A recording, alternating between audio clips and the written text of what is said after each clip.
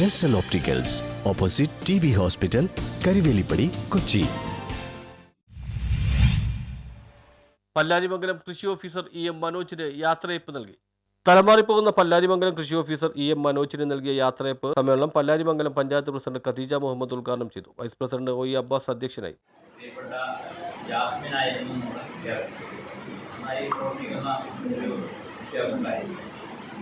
അവർ തലമാറിപ്പോയപ്പോൾ മനോജ് ഇവിടെ എത്തിച്ചേർന്നു. കവളനാട് മനോജ് ഇവിടെ വരുമ്പോഴാണ് മനോജ് എൻ്റെ സഹപാഠിയായി, എൻ്റെ സീനിയറായി നമ്മുടെ അടിവാട് സ്കൂളിൽ PhD പഠിച്ച ആളാണ്.